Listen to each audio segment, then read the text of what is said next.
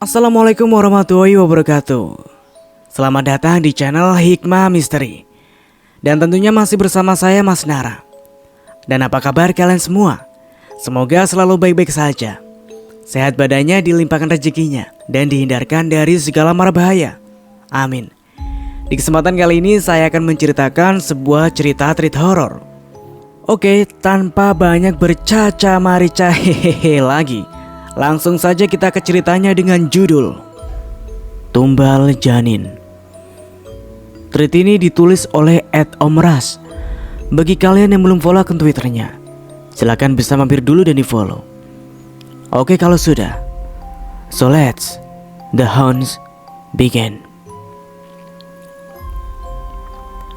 Tweet ini diangkat dari kisah nyata.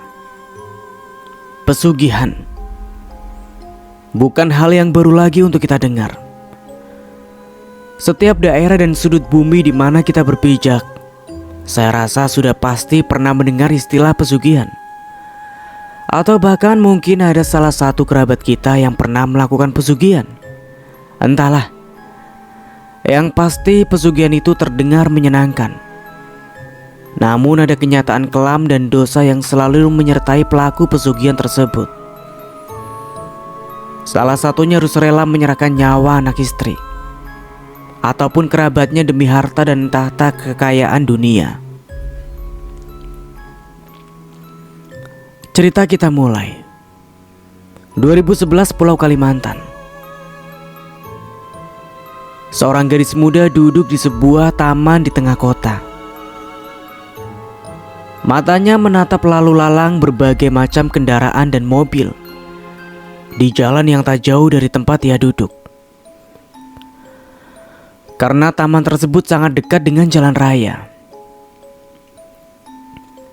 ia mengalihkan pandangannya ke bangku panjang di depannya. Dan di sana nampak sepasang kekasih yang sedang asyik berkasih mesra, tanpa mempedulikan orang-orang yang menatap mereka dengan rasa iri. Tiba-tiba jalanan menjadi sangat macet. Beberapa pengendara kendaraan bermotor berlarian meninggalkan motor mereka di jalanan. Dan terdengar juga suara teriakan dari petugas penjaga jalan yang berteriak, "Lari!" Gadis muda yang sedari tadi duduk di taman tersebut mengedarkan pandangannya ke jalan. Dan rupanya di sana di antara barisan mobil-mobil dan motor yang terpaksa berhenti, ada dua orang yang sedang berkelahi dengan membawa senjata tajam. Tidak hanya berkelahi, keduanya juga merusak dan mengancam para pengguna jalan lain dengan senjata mereka. Tanpa sengaja, mata gadis itu dan salah satu orang yang berkelahi tersebut saling menatap. Cepat-cepat si gadis mengalihkan pandangannya dan bersembunyi di tempat yang ia rasa aman. Untungnya, tidak berapa lama kemudian, iring-iringan ambulan dan mobil polisi datang ke tempat tersebut. Kedua orang yang berkelahi itu dibawa menggunakan ambulans yang berbeda. Dan setelah itu, satu orang polisi membantu petugas jalanan untuk mengatur kembali lalu lintas yang sempat macet oleh dua orang tadi. Saat jalanan sudah mulai lenggang, beberapa orang membawa air dan sikat besar untuk membersihkan darah yang berceceran di aspal. Si gadis yang sedari tadi melihat semuanya dari persembunyiannya merasa lemas ketika melihat darah. Meski begitu, ia mencoba untuk berjalan pergi meninggalkan taman kota untuk pulang ke rumahnya. Singkatnya, si gadis keluar dari dalam taksi. Ia memberikan beberapa uang logamnya untuk sang sopir. Kakinya berjalan memasuki jalanan sepi yang dihiasi dengan rimbunan pohon bambu. Sekitar 5 menit berjalan, ia akhirnya sampai di sebuah rumah bercat warna hijau muda dengan beberapa pohon cabai yang berbuah ranum di depannya. Terlihat seorang wanita berusia 35 tahunan sedang menampi beras. dapat kerjaan Rin? Tanya wanita itu dengan mata yang tetap fokus memilah antah yang ada di berasnya. Gadis yang dipanggil Rin itu menghela nafas panjang. Belum mah. Yang mau kuisi kemarin posisinya ternyata sudah kedahuluan orang, jawab si gadis dengan nada lesu. Sabar ya Rin, mungkin itu belum rezekimu. Jangan putus semangat. Mama yakin kamu akan dapat pekerjaan yang kau mau, kata wanita yang rupanya adalah ibu dari si gadis. Rina tersenyum. Kegelisahannya sedikit hilang setelah mendengar perkataan sang ibu. Mama mau masak apa hari ini, Mah? Tanya Rina. Gangan asam. Nanti tolong belikan terasi di warung ya, Rin. Iya, Mah. Aku mandi dulu ya. Setelah selesai mandi dan berpakaian, Rina langsung keluar rumah dan memakai sendal swallow-nya, lalu berjalan menuju ke warung. Wush, angin dingin meniup tubuhnya. Seketika merinding yang ia rasa. Beberapa anak kecil terlihat sedang memainkan layang-layang mereka di pinggir sungai. Salah satu anak laki-laki itu menebarkan senyuman ke arah Rina. Kak Rin, dapat salam dari Kak Ardi, ujarnya dengan sangat nyaring, membuat pipi Rina memerah menahan malu. Ardi adalah kakak kelasnya di SMP dulu. Dan sudah 2 tahun terakhir ini pemuda itu mengirimkan pesan-pesan cinta melalui anak-anak yang membuat Rina sedikit jengkel. Cuit, cie-cie yang dapat salam dari Ardi, ujar seseorang seraya menyenggol bahu Rina. Dan ketika ia menoleh, orang itu ternyata adalah Ambar, sahabatnya. Ah, aku lagi pusing Am. Gak ada waktu mikirin salam-salam gak jelas dari Ardi, balas Rina. Ih, kok gitu? Kan Ardi itu orangnya ganteng, baik, anak bos getah lagi. Percuma ganteng kalau kelakuannya masih bocah gitu. Gimana tadi Rin? Sudah dapat kerjanya? Belum? Hening. Sesampainya di warung milik Bu Salam, Rina langsung membeli terasi yang disuruh ibunya tadi. Di sana juga ada seorang pria tampan dengan kumis tipis di atas bibirnya yang sedang membilih rokok. Rina terpana melihat laki-laki itu. Plak. Tepukan di bahunya seketika membuat Rina tersadar. Kenapa Rin? Itu tadi siapa Am? Ujarnya balik bertanya. Oh itu duda kaya Rin.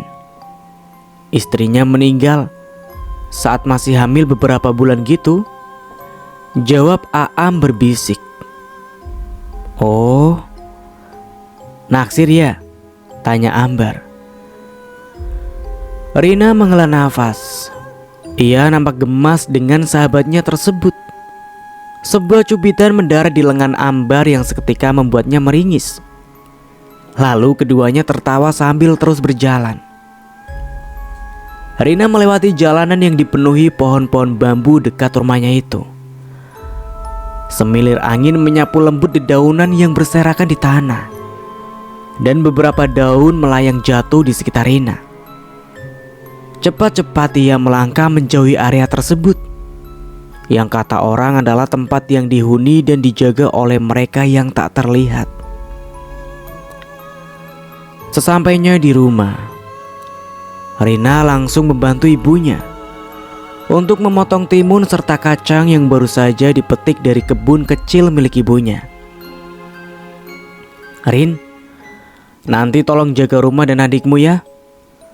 Abah dan Mama mau ke rumah nenek untuk malam ini. Sepertinya besok pagi baru bisa pulang.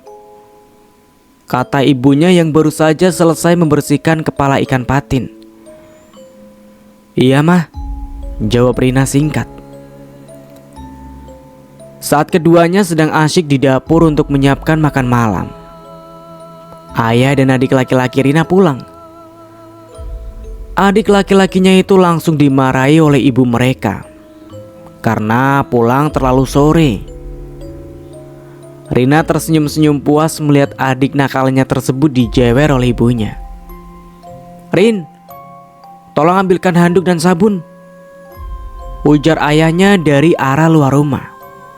Rina bergegas mengambil apa yang disuruh oleh sang ayah, lalu membawanya keluar rumah.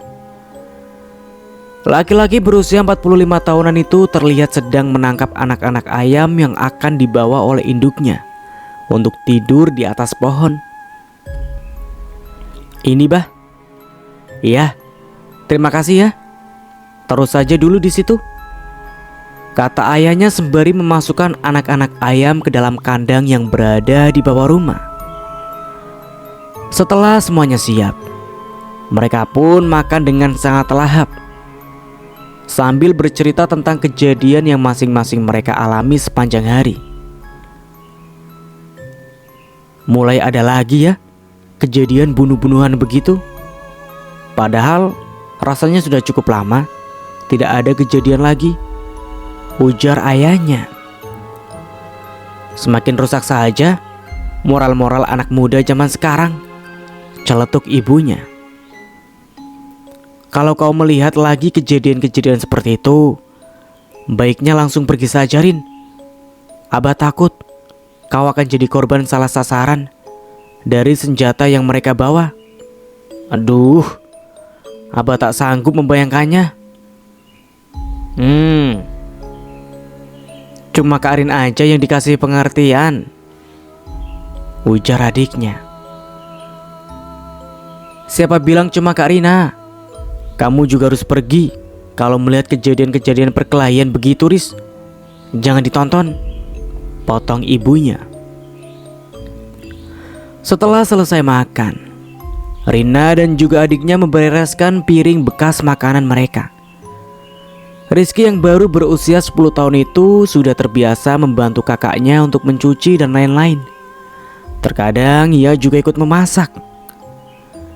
Di rumah itu tak ada perbedaan antara laki-laki dan perempuan. Mereka berdua dididik dan disamakan juga mereka harus saling membantu satu sama lain dalam hal pekerjaan. Mama sama Abah mau kemana? Tanya Rizky. Mau ke rumah nenek. Besok pagi baru pulang, sahut Rina menjawab pertanyaan dari adiknya. Aku ikut ya ma, rengek Rizky. Ish, sudah gede masih mau ikut-ikut sama orang tua. Dasar buntut, ledek Rina. Alhasil gara-gara panas akan ledekan saudarinya Rizky, Rizky langsung masuk ke dalam kamar dan membiarkan orang tuanya pergi. Rina sudah berkali-kali berusaha memejamkan matanya, namun kejadian di dekat taman itu masih terngiang-ngiang di ingatannya. Tatapan salah satu orang yang berkelahi tersebut mampu membuat bulu kuduk Rina berdiri. Kak Rina sudah tidur, panggil seseorang dari luar kamarnya. Rina beranjak bangun dari tempat tidur, lalu perlahan berjalan menuju ke arah pintu. Kak, aku takut. Boleh aku tidur di kamar Kak Rin? Kata adiknya yang berdiri sambil memegang guling. Rina mengangkat bahunya dan membuka pintu sedikit lebih lebar lagi. Ia membiarkan adiknya untuk masuk ke dalam. Lalu mereka berdua mulai membaringkan tubuhnya di atas kasur milik Rina. Tak lama kemudian, mereka pun mulai terlelap. Suara ayam jantan berkokok sangat nyaring dari atas pohon mangga yang berada di samping rumah Rina. Rizky, bangun. Kamu sekolah kan hari ini? Dengan malas-malasan Rizky mulai bangun karena terus diganggu oleh Rina. Setelah adiknya bangun dan bersiap mandi, Rina pergi ke dapur mengupas bawang dan 2 biji telur ayam. Bau harum tercium. Telur goreng dan sepiring nasi sisa yang sudah dihangatkan tersedia di atas piring. Lalu kedua kakak beradik itu pun makan dengan sangat lahap. "Oh ya kak, kemarin aku lupa. Ini surat dikasih ke Ardi. Katanya disuruh ngasih ke kakak," kata Rizky. Dengan wajah kurang suka, Rina mengambil surat itu, lalu menyimpannya di bawah piring makan. "Jangan lupa dibalas ya kak," goda adiknya. Rina mencibir. Lalu setelah adiknya pergi, ia pun langsung membersihkan rumah, mencuci piring dan pakaian. Tak lupa juga ia menaburkan dedak untuk makanan ayam-ayamnya. Setelah semuanya pekerjaan rumah beres, Rina langsung teringat dengan surat yang diberikan adiknya tadi. Jari jemari lentiknya yang indah mulai merobek amplop surat tersebut, dan perlahan-lahan ia mulai membaca isinya. Ternyata surat itu berisi puisi cinta dari Ardi. Sembari menghela nafas panjang, Rina membiarkan surat itu begitu saja di atas lantai.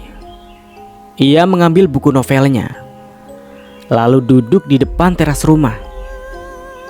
Halaman demi halaman ia baca, hingga tidak berapa lama kemudian ayah dan ibunya pun kembali, membawa sekeranjang penuh dan buah rambutan dan 5 biji durian yang diikat dengan tali rapia. Mata Rina berbinar-binar melihat oleh-oleh yang dibawa orang tuanya. "Rin, tolong belikan kelapa di warungnya Bu Salam ya," ujar ibunya. "Duriannya mau dibikin kolak mah?" tanya Rina. "Iya," jawab ibunya singkat sembari mengeluarkan uang 5 ribuan dari dompetnya. Rina mengambil uang tersebut lalu beranjak dari duduknya. Sebelum pergi, ia mengambil beberapa biji rambutan dari keranjang yang dibawa ayahnya. Rina melangkah dengan riang, sesekali bernyanyi. Sesampainya di warung Bu Salam, Rina kembali bertemu dengan laki-laki yang kemarin ia lihat. Laki-laki tampan berkumis tipis tersebut melemparkan senyum pada Rina, yang secara tanpa sadar juga Rina membalas senyum si laki-laki itu. "Berapa biji, Rin?" tanya Bu Salam. "Sebiji aja," jawab Rina. Setelah membayar kelapa tersebut, Rina pun langsung pergi dari sana. Dan si lelaki menatap lekat ke arah Rina yang terus berjalan. Seminggu kemudian, Rina kembali mendapatkan tawaran pekerjaan dari salah satu temannya. Dan hari itu ia sudah bersiap-siap untuk pergi mendatangi tempat yang sedang membuka lowongan pekerjaan. Entah karena saking semangatnya, saat menyeberang jalan Rina tertabrak oleh sebuah sepeda motor yang melaju ke arahnya. Seketika penglihatan Rina menjadi gelap. 4 hari berlalu. Rina perlahan-lahan mulai membuka matanya. Di samping tempat tidurnya terlihat seorang laki-laki tampan yang sedang terlelap. Rasa pusing di kepalanya masih ia rasakan. Bahkan untuk beberapa kemudian ia tersadar jika kakinya sangat sulit untuk digerakkan dan juga menjadi sangat sakit. "Mah," panggilnya pelan. Dan tiba-tiba lelaki yang berada di dekatnya itu terbangun. "Syukurlah kau sudah sadar," katanya sembari beranjak dari tempat duduknya.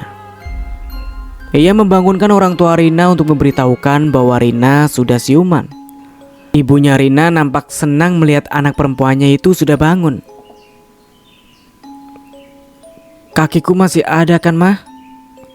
tanya Rina serak. "Kakimu tidak kenapa-napa, Nak. Hanya mengalami sedikit luka. Nanti juga akan pulih," jawab ibunya. Rina sedikit lega mendengar perkataan ibunya. Seminggu telah berlalu. Keadaan Rina mulai perlahan-lahan membaik. Dan lelaki tampan itulah yang selalu menemaninya. Maafkan aku yang di hari itu sudah menabrakmu. Aku benar-benar menyesal sudah menabrakmu, ucapnya. Rina tersenyum mencoba ikhlas meski agak sedikit kesal dan marah. Namun ketulusan laki-laki itu membuat Rina perlahan-lahan mengangguk. Iya, tidak apa-apa. Tidak ada yang perlu disalahkan dan disesali, jawab Rina. Setiap hari kau menemaniku. Memangnya kau tak punya kesibukan lain? Tanya Rina. Aku bekerja hanya 2 jam per hari. Jadi aku punya banyak waktu untuk menemanimu, jawabnya. Lalu kekasihmu? Aku tidak punya kekasih. Sedangkan istriku baru beberapa bulan yang lalu meninggal. Meninggal? Tanya Rina. Iya, meninggal saat usia kandungannya masih beberapa bulan, jawab si lelaki nampak sedih. Maaf, ucap Rina. Lelaki itu tersenyum. Sepintas wajahnya sangat mirip dengan aktor Korea Lee Min Ho. Wajahnya tampan dan senyumannya yang manis mampu membuat Rina terpukau dengan mata yang tak berkedip. Hei, kenapa?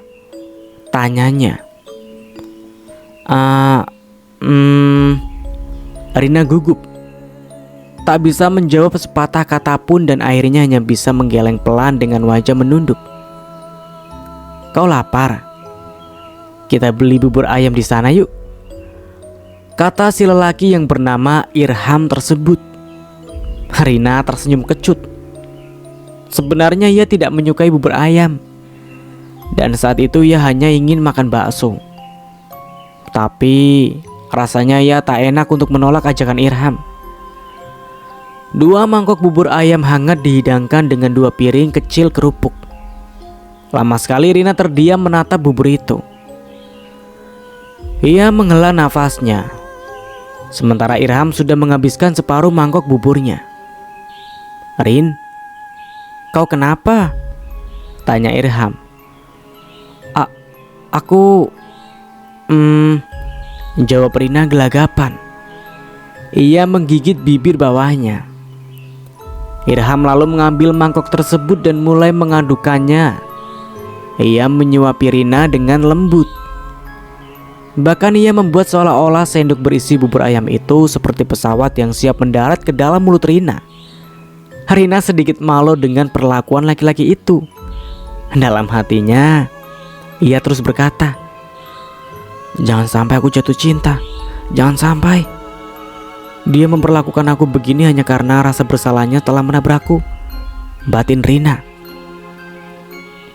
Beberapa pasangan muda-mudi yang juga sedang menyantap bubur ayam di dekat mereka terlihat berbisik-bisik sambil tersenyum-senyum.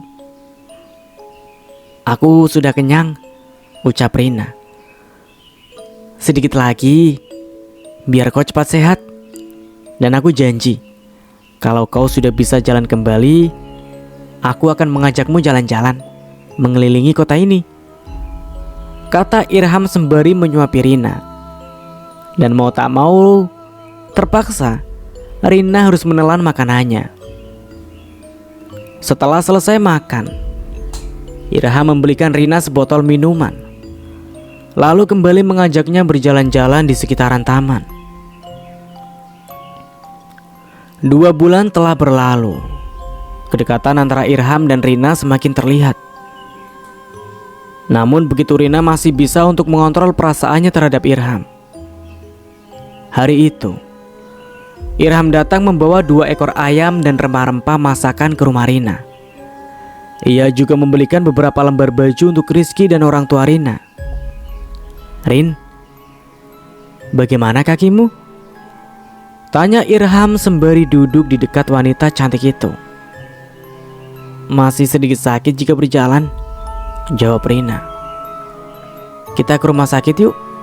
Kita periksakan kakimu, sekalian beli obat di apotik.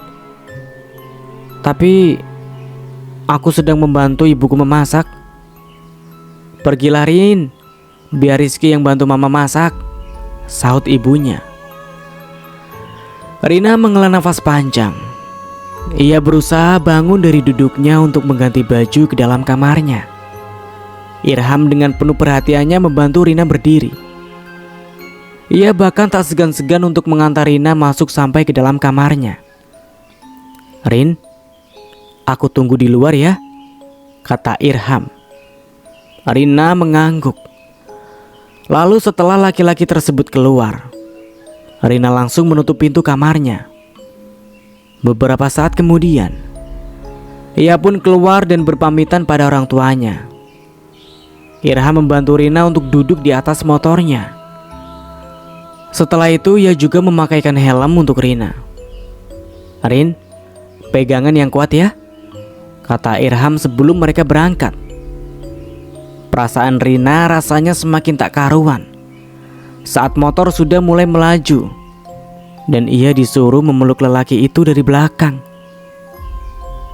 Beberapa orang yang sedang duduk-duduk di warung kopi menatap lekat ke arah mereka.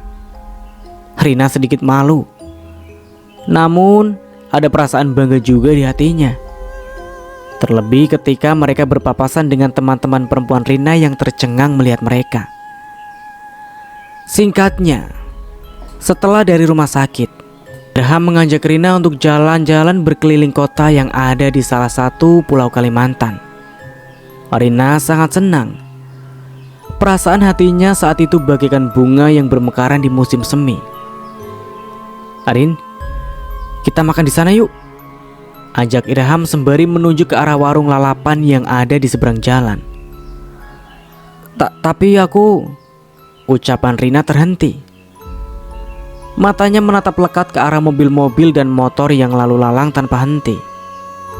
Irham tersenyum, seolah tahu apa yang sedang dipikirkan gadis itu. Ia lalu menggendong Rina dan berjalan menyeberangi jalan, membuat beberapa pengendara tersenyum-senyum menyaksikan keduanya. Setelah sampai di warung makan tersebut, Irham memilih sebuah meja yang menghadap ke arah jalan. Kamu mau makan apa? Tanya Irham lembut. Terserah kau saja, jawab Rina yang tak banyak mau itu. Irham lalu berjalan ke arah gadis penjaga warung makan. Ia memesan 2 porsi lalapan burung dan 2 gelas jeruk. Beberapa gadis di sana tak henti-hentinya berbisik-bisik dan menatap Irham dengan bibir yang tersenyum. Mereka sepertinya menyukaimu, bisik Rina. Irham tertawa, lalu menatap mata Rina dalam-dalam. Kau sendiri bagaimana? Tanya Irham. Rina tersipu. Ia memalingkan wajahnya dari Irham. Entahlah, kurasa hanya orang gila yang tak menyukaimu. Kau orangnya baik dan tampan kan? Potong Irham seraya tertawa tergelak setelahnya. Beberapa saat kemudian, makanan yang tadi dipesan Irham sudah datang terhidang di meja. Selesai makan, keduanya kembali melanjutkan perjalanan. Kau suka novel? Tanya Irham. Ya, aku suka, jawab Rina singkat.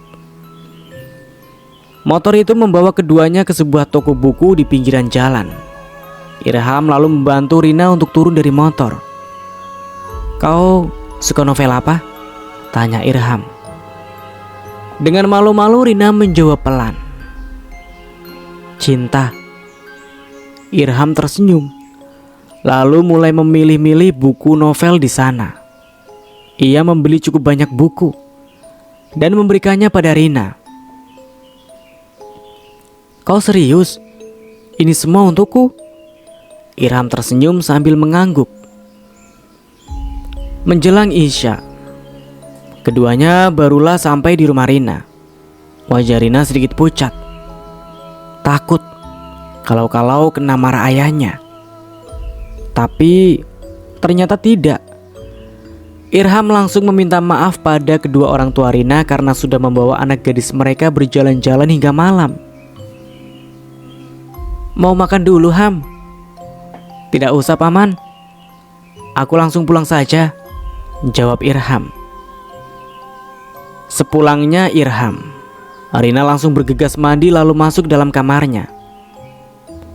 Kak, panggil Rizky. Kenapa? Kak Ardi bilang kalau... Rizky, tolong jangan bahas masalah Ardi dulu. Kakak ngantuk, mau tidur, potong Rina. Rizky menghela nafas, lalu keluar dari dalam kamar kakak perempuannya. Rina tersenyum sembari membayangkan wajah tampan Irham. Ia sangat berharap bisa menjadi kekasihnya laki-laki itu. Namun entahlah, apakah itu mungkin? Batinnya. Suara jangkrik dan kodok saling bersautan bersama teman-temannya, bermain di antara rerumputan dan pohon, membuat siapa saja yang mendengarkannya akan terhanyut ke dalam mimpi. Perlahan-lahan mata Rina mulai terpejam. Angannya mulai menghilang berganti dengan mimpi indah sepanjang malamnya. Pagi-pagi sekali ibunya sudah membangunkan Rina. Rina nampak malas-malasan untuk membuka matanya. Ia merasa enggan untuk bangun dari mimpi indahnya. Rin, ayo bangun. Gadis jangan kebiasaan bangun siang, Rin, ujar ibunya yang seakan tak rela jika anak gadisnya bangun kesiangan. Rina beranjak dari tempat tidur, mengikat rambutnya, lalu berjalan pelan ke arah dapur. Ia mencuci muka dan menggosok gigi. Setelahnya Rina mulai membantu ibunya menyiapkan sarapan. Ira membeli ayam sebanyak ini, tapi dia sendiri tidak ikut makan di sini, ujar ibunya. Yes, kita makan ayam lagi, kata Rizky yang baru saja selesai mandi. Bibirnya nampak biru menandinginya air sungai di pagi hari. Beberapa saat kemudian, sepanci nasi panas yang masih mengepulkan asap disajikan dengan sepiring sayur jantung pisang, juga ayam goreng dan satu cobek sambal. Mereka berempat pun makan dengan sangat lahap. Bahkan Rizky sampai beberapa kali menambah. Kak, kemarin aku dikasih Kak Ardi uang 20.000, ujar adiknya sembari menutup mulut ketika sadar ibunya sedang menatap lekat ke arahnya. Oh, berarti hari ini tidak ada uang jajan untukmu, kata ibunya dengan cepat. Tapi kan mah, uangnya sudah habis. Kemarin aku belikan gado-gado. Beli gado-gado di Ibu Nur sama teman-teman, rengek Rizky. Uang segitu banyak kau belanjakan gado-gado dengan temanmu, gumam ayahnya. Kak, balas surat Kak Ardi ya, biar aku yang ngasih ke Kak Ardi, ucap adiknya. Hah, buat apa? Biar kau dikasih uang lagi, terus kau pergunakan untuk mentraktir teman-temanmu itu. Secara tidak langsung kau sudah menjual aku demi uang, Riz, bentak Rina mencubit kesal lengan adiknya. Sudah, jangan berkelahi, cepat habiskan makanan kalian, tegur ayahnya yang baru saja menyelesaikan makannya. Kamu taruh di situ saja piringnya, Rin, nggak usah dicuci, biar nanti mama yang cuci.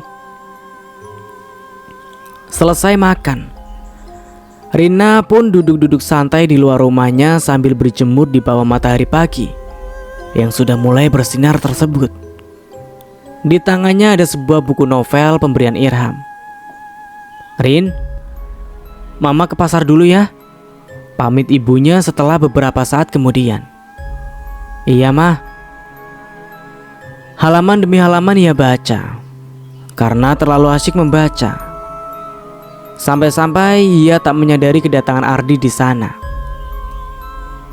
Assalamualaikum, Rin, ucapnya pelan. namun cukup mengagetkan gadis itu. Kau sedang apa kau di sini? Alih-alih menjawab salam dari Ardi, Rina malah langsung melancarkan pertanyaan pada pemuda tampan tersebut. Aku mau mengantar ini. Maksudku, ini titipan dari ibuku untuk ibumu. Jawab Ardi terbata-bata, lantas memberikan sesuatu berbungkus plastik yang cukup besar.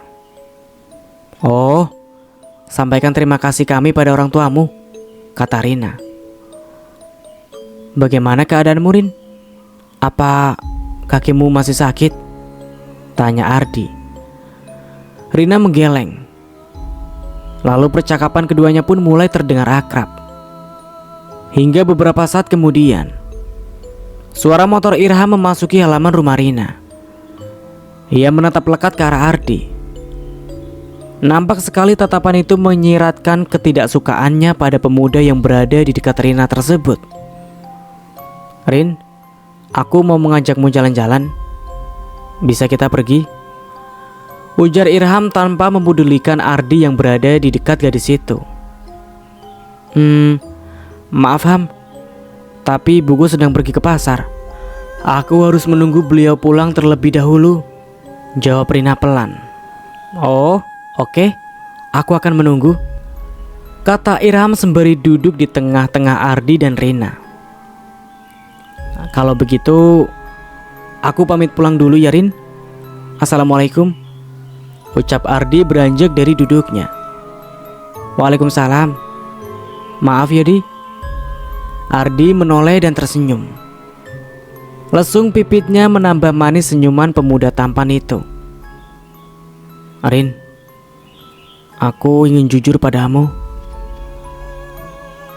Sejak awal pertemuan kita di warung itu, aku sudah tertarik padamu. Aku sangat ingin kau menjadi istriku.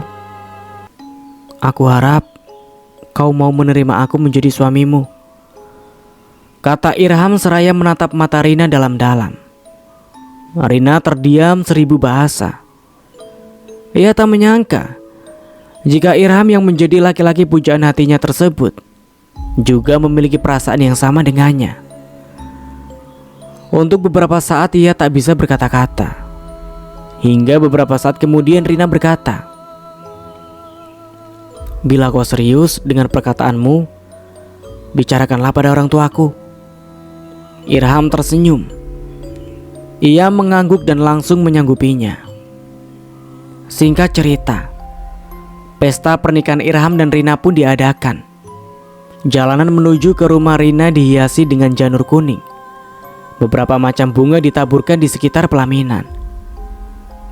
Rina bagaikan seorang putri yang cantik duduk di samping pangeran yang begitu tampan. Bibir kedua pengantin tersebut tak henti-hentinya mengembangkan senyum bahagia. Setelah 3 hari tinggal di rumah Rina, Irham pun mengajak istrinya untuk tinggal di rumahnya miliknya sendiri. Alasannya agar tidak selalu merepotkan orang tua Rina.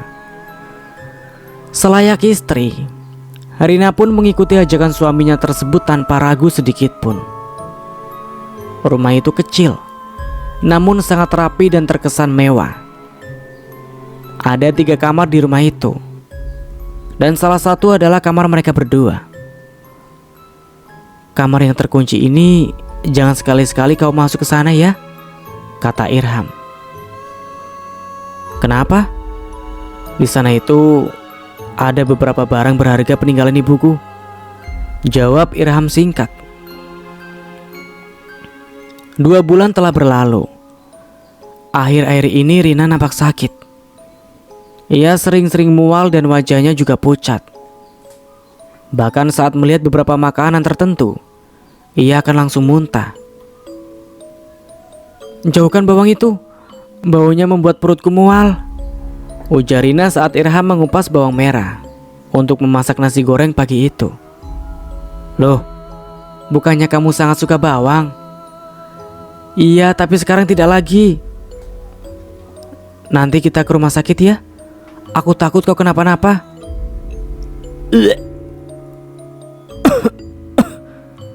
Rina muntah lagi. Ternyata Rina memang benar-benar hamil. Janin yang ia kandung baru berusia sekitar 2 minggu lebih. Tentu kabar baik itu sangat membuat kedua orang tua Rina bahagia, karena akan ke dalam beberapa bulan lagi mereka akan resmi menjadi kakek dan nenek.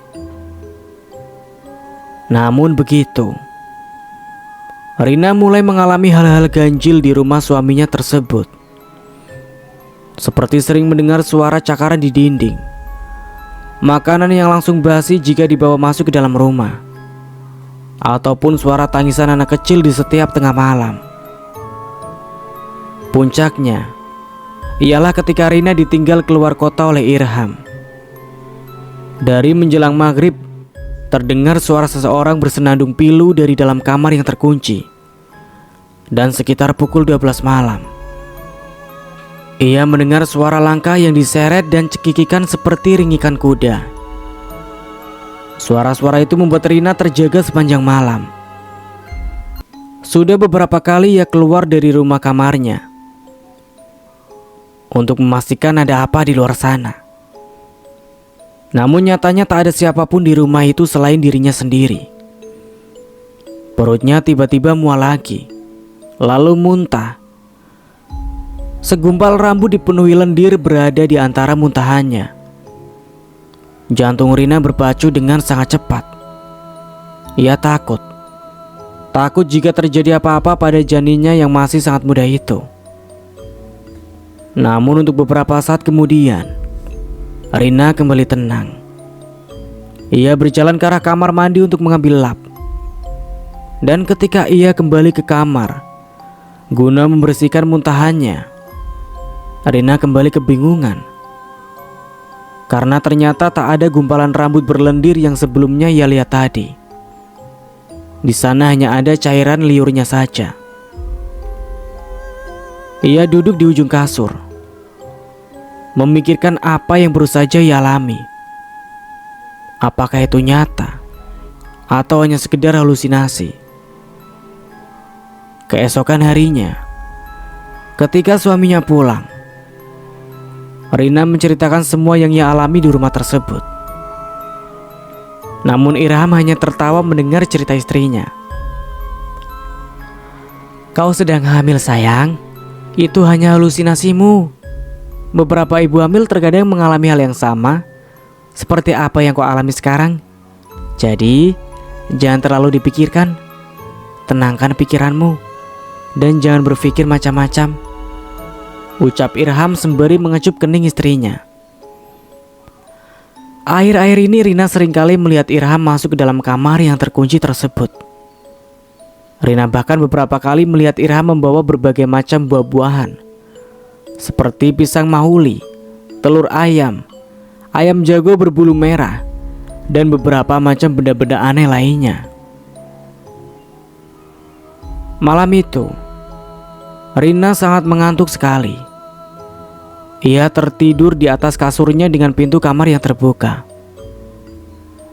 Pelan-pelan ia merasakan ada sesuatu yang basah menyentuh kakinya hingga mencapai separuh kaki. Perlahan-lahan Rina membuka matanya. Namun ia merasa tubuhnya sangat lemas dan berat untuk digerakkan. Rina yang saat itu hanya memakai daster merasa beberapa sentuhan mengangkat dasternya. Tangan itu berbulu dan mempunyai kuku yang panjang. Saat Rina mencoba melihat ke bawah, ia melihat sesuatu yang sangat mengerikan. Makhluk dengan rambut panjang setengah beruban dan wajah tirus yang keriput tengah menyeringai menatapnya, sembari mempermainkan jari-jari dengan kuku panjang di sekitar paha. Rina ingin berteriak, namun suaranya bahkan tak mau keluar sedikit pun. "Rina, Rina, Rina," ucapnya berulang-ulang memanggil namanya sendiri. Dan beberapa saat kemudian, Rina terbangun dengan nafas terengah dan keringat yang mengucur. Di sampingnya, terlihat Irham sedang tersenyum menatapnya. Tangan suaminya tepat berada di mana makhluk yang ia lihat di antara bangun dan tidurnya tadi. "Ada apa sayang?" tanya Irham lembut. Aku bermimpi buruk," jawab Rina. 2 hari telah berlalu. Sampai hari itu Rina masih terus memikirkan tentang apa yang ia alami antara bangun dan tidurnya tersebut. Hingga tanpa ia sadari, darah mengalir perlahan dari balik dasternya. "Astaga, kau berdarah, Rin," ujar Irham segera melepaskan barang-barang bayi yang baru saja ia beli. Dan seketika perut Rina menjadi sangat amat sakit. "Aduh, sakit sekali," rintihnya. Dengan cepat Irham membawa istrinya itu masuk ke dalam kamar dan membaringkannya di tempat tidur. Lalu beberapa saat kemudian, seorang wanita berambut panjang masuk ke ruangan tersebut. Ia mengurut pelan perut Rina. Dan anehnya, setiap sentuhan wanita itu terasa begitu sangat menyakitkan menembus ke dalam perut Rina. Lalu semuanya menjadi gelap. Rina tak sadarkan diri. Dan saat Rina terbangun, di sana sudah terlihat ada kedua orang tuanya dan seorang bidan. Ibunya meneteskan air mata ketika Rina memanggilnya pelan. "Apa yang terjadi, Mah? Janinku baik-baik saja kan?" "Yang sabar ya, Rin," ucap sang ibu tak mampu membendung isak tangis kesedihan karena kehilangan cucu pertamanya. Seolah tahu arah pembicaraan ibunya, Rina menangis sesenggukan. Rasanya sangat sakit. Kehilangan anak yang bahkan belum sempat terlahir ke dunia, belum sempat ia peluk dan cium. "Sabar, Nak, sabar," kata ayahnya. Wajah Irham juga terlihat sedih. Ia nampak terpukul dengan semua yang telah menimpa istrinya. "Yang sabar, Ham," ujar ayah mertuanya sembari merangkul bahu Irham. "Saya sudah menanti anak itu, Bah," ucap Irham lirih semakin menambah sesak Rina yang mendengarnya. Singkat cerita, setelah keguguran, Rina tak pernah lagi merasakan hal-hal ganjil di rumah itu. Semuanya kembali terasa normal. Hari itu, sebuah mobil yang cukup mewah terparkir di halaman rumah mereka. Beberapa orang mengetuk pintu rumah Irham dan Rina. Saat pintu terbuka, Irham tersenyum menyambut kedatangan orang-orang tersebut. Mereka nampak berbincang-bincang. Setelah orang itu pergi, Rina menanyakan tentang mereka pada suaminya. "Mereka mengantar mobil kita, sayang. Itu mobil kita. Kita punya mobil sekarang," jawab Irham dengan bibir tersenyum. Rina ikut tersenyum. Sambil memeluk suaminya ia berkata, "Alhamdulillah.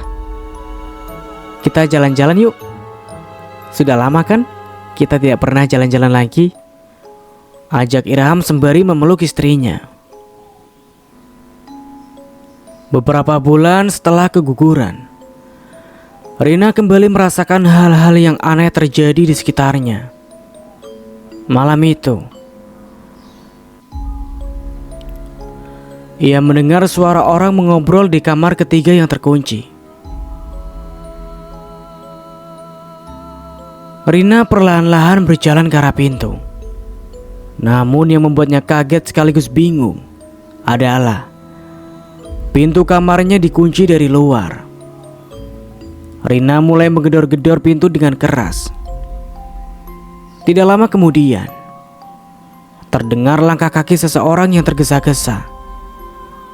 Saat pintu terbuka, Rina melihat suaminya sedang berdiri dengan rambut acak-acakan dan tak memakai baju. "Kenapa kamu kunciku? Mana bajumu? Apa kau sedang selingkuh?" bentak Rina dengan nafas turun naik. Pikiranmu terlalu jauh sayang. Mana mungkin aku berbuat seperti itu. Aku sedang memperbaiki pipa air kita di dapur. Karena aku tak ingin kau terganggu, makanya pintu kamar ku kunci. Maaf jika itu membuatmu marah, jawab Irham dengan lembut. Rina berjalan ke arah dapur. Dan saat ia melewati kamar ketiga, Rina melirik ke arah pintu yang nyatanya masih terkunci. Sesampainya di dapur, Rina melihat memang benar ada beberapa pipa dan peralatan lainnya tergeletak di lantai. Ia menghela nafas lega. Ternyata suaminya berkata benar. Rina langsung merasa bersalah telah menuduh Irham macam-macam. Sampai di sini dulu ceritanya.